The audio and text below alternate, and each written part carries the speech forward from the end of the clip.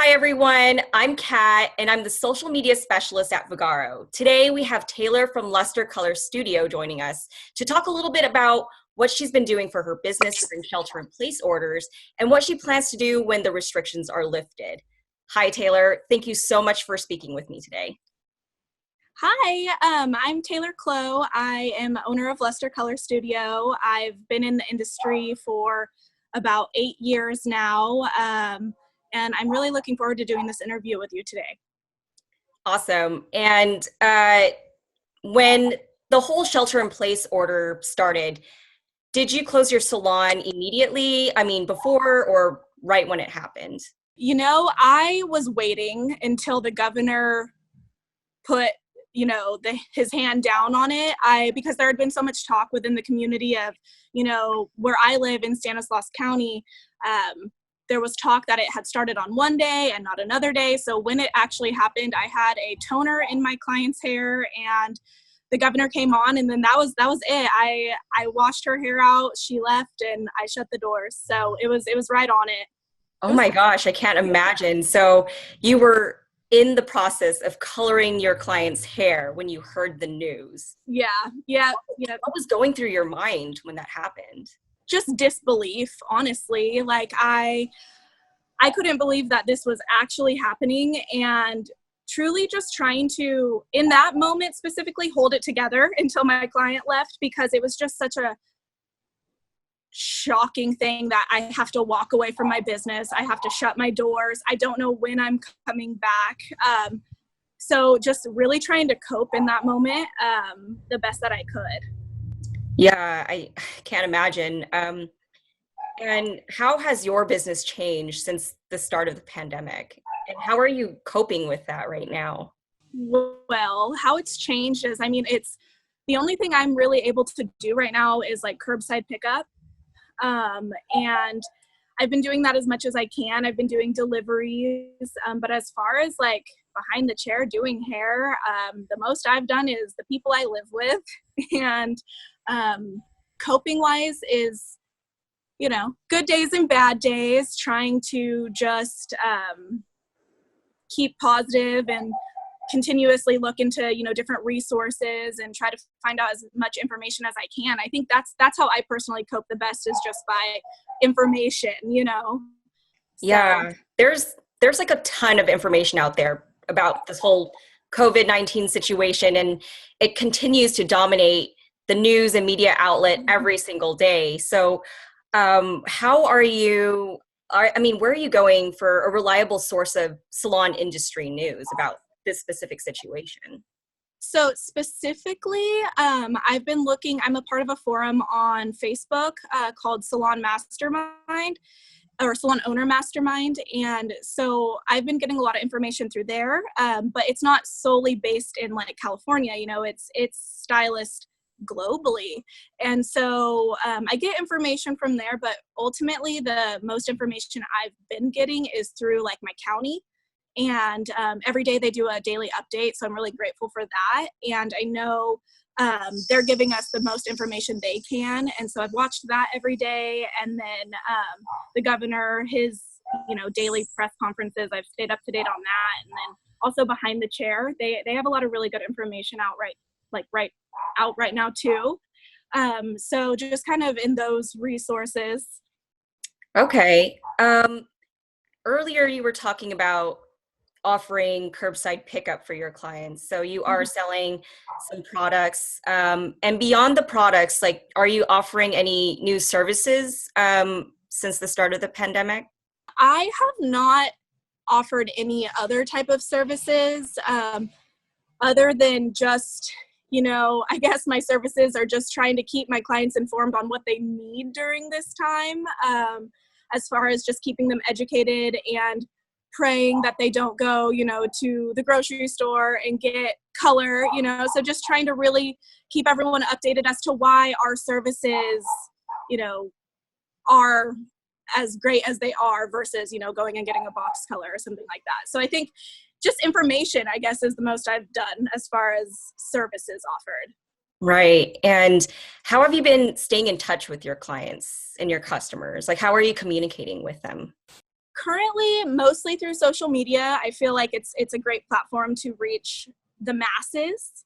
And then also, I know my stylists that work at Luster, they've all, been in personal contact with their clients as well. So a lot of, texting and emailing, calling. I've had clients call me just to talk, so it's been a lot of, just phone and internet type of communication. Well, that's really nice that your customers have been reaching out and speaking with Yeah. you. What kind of information do you share with your customers? Like, do you talk to them about, coronavirus related business updates, or just kind of like everything in general? A little bit of both, because I think, like, as you said before, there's so many different outlets, like news outlets, and it's hard to get specific information because there's so many articles out there. But talking to them, it's kind of just informing them, like, there's probably going to be some new procedures, that we're going to have to go into. And then also just talking to them about their day, because I think a lot of us are just cooped up, and like them talking to me about my day. So it's been a little bit of both. And what are some of the things that you've learned through the conversations with your clients? We miss each other. Aw. I think that's it. I miss them so much, so, and, I've had a couple of them call and like literally just to talk. And it's so refreshing to know, like, that they miss me as much as I miss them, because I really miss them. Yeah, I'm sure there's been some conversations around, like, financial pivots, for example. Like, many business owners, especially during this time, had to make a lot of financial pivots at the beginning of the shutdown orders. What are some of the steps that you have taken to protect your savings while your business is closed? Well, I've taken all the steps I can that I know of. I've applied for, the SBA loans and grants and unemployment and all of those things. And unfortunately, I haven't heard back from a single person. I haven't heard back from a single organization. So right now I haven't really been able to do what I can, and so with two different overheads of like housing and business, I'm just praying that we can get back to work as soon as possible, because I haven't really had any help. Geez, what has that process been like for you? Like, did you apply right away, or as soon as you heard the news that, this grant is coming out or this relief is coming out, like you just went on there and tried to do it? Like, what was that like? Kind of emotional, because it's gathering a bunch of information and then filling it out, and you're super hopeful, and you really, you're hoping that you get what they're offering. And so initially going into it really hopeful, and then after weeks of not hearing anything, it's just kind of like you just kind of have to take a step back and like really like pray that everything will just work itself out one way or another, So Yeah. It's been a lot, but I think once we're able to open, I know that we'll have the support of the community too, and everyone honestly has been, like, my clientele, my staff's clientele have been more than supportive as far as, doing the curbside pickup and all of that stuff.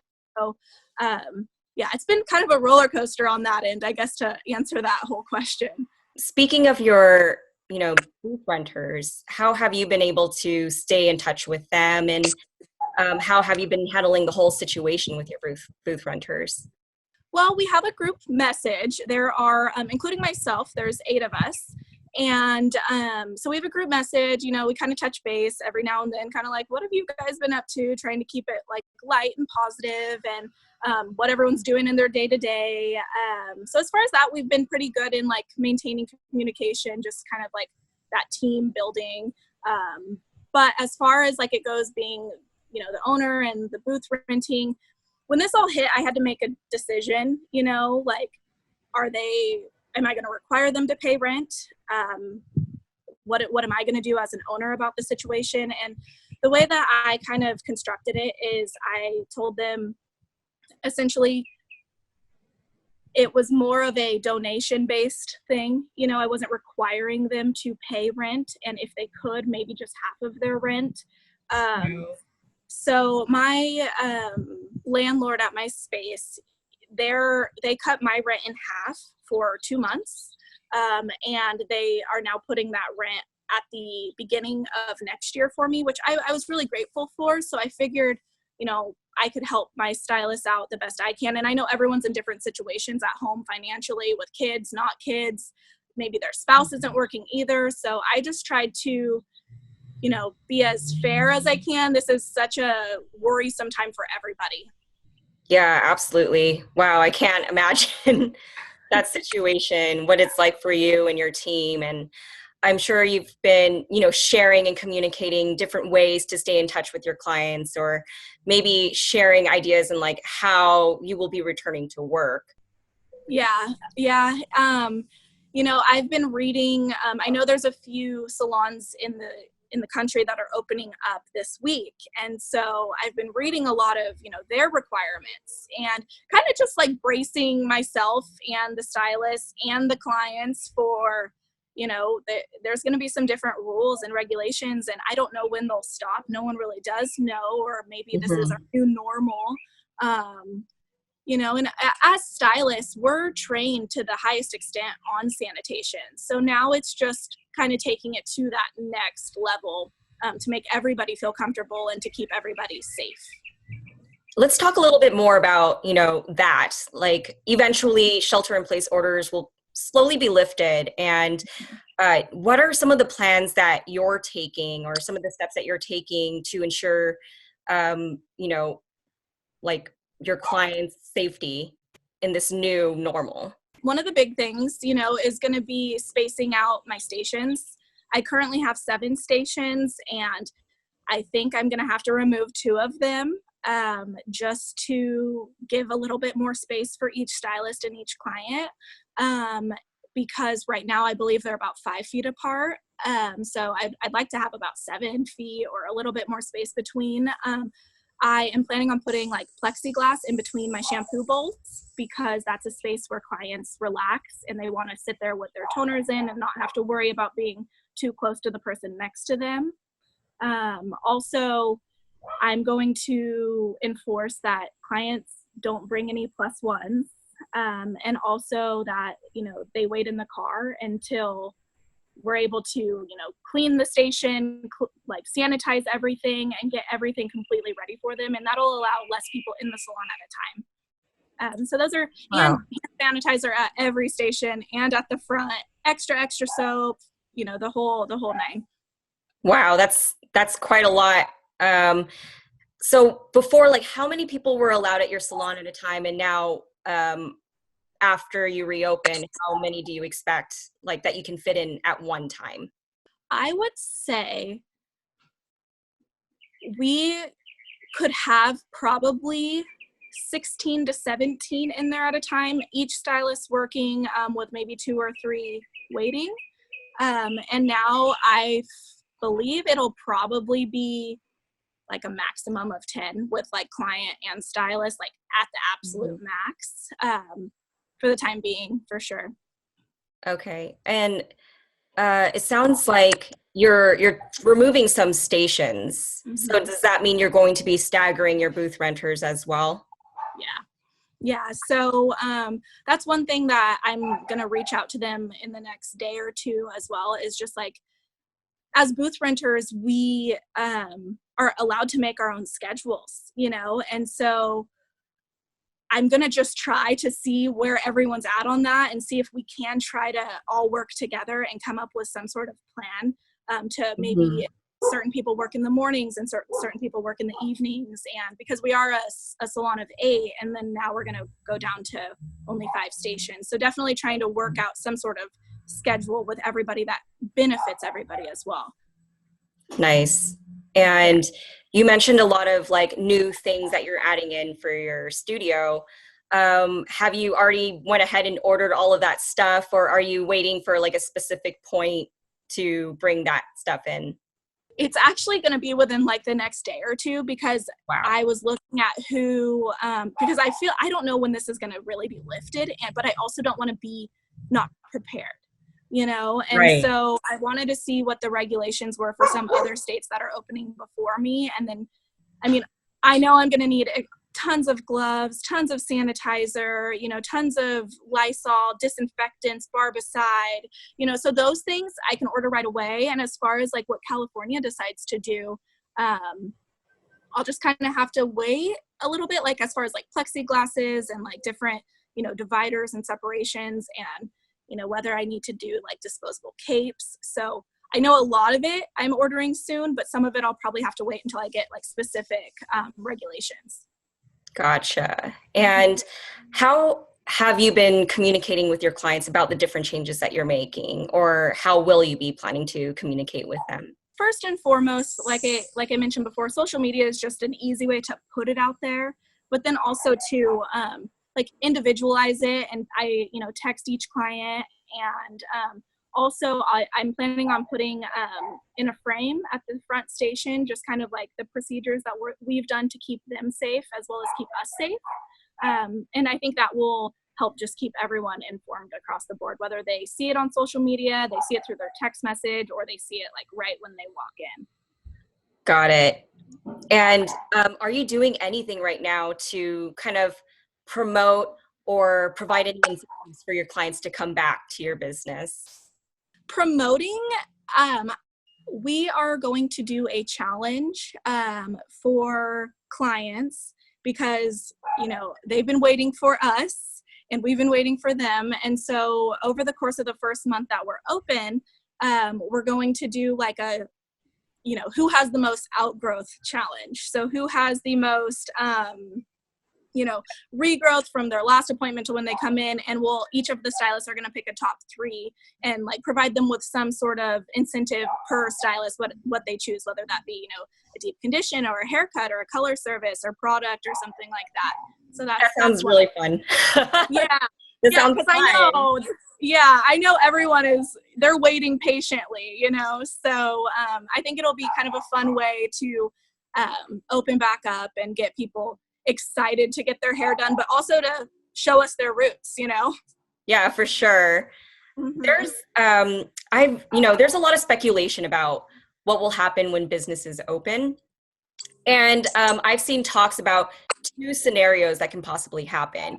One being like a huge influx of customers coming in from pent-up demand.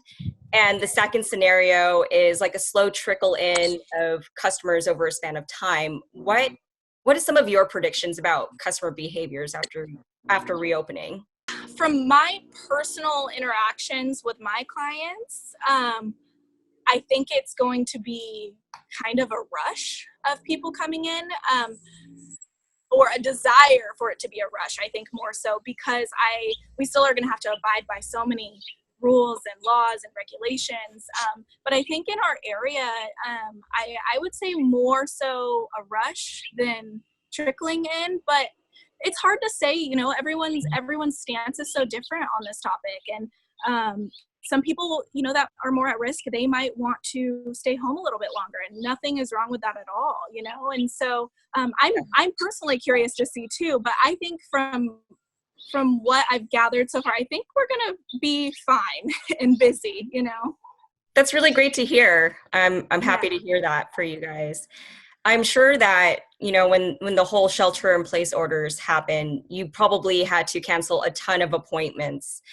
So when you return to work, like, how do you plan to address those missed appointments on top of your new one? Like, how will you be navigating your calendars? Right. Yeah, that's a tough one. I think that's a tough one for all stylists.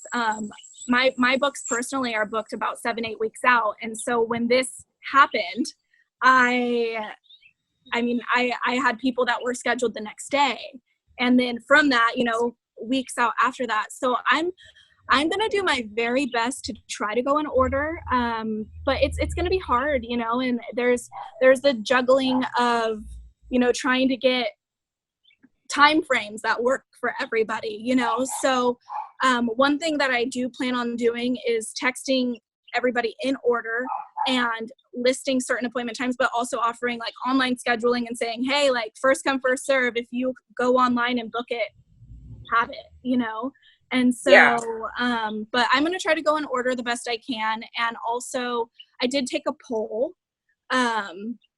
and just to see what people would think. There was like no right or wrong answer, but like if people would be willing to skip the blow dry, you know, because that would allow me to get more people in. I think I'm probably going to have at this time like 80 people to reschedule. And so I have somehow got to figure that out. So I had, I think 88% of people on my poll say like, get me in, I will skip the blow dry.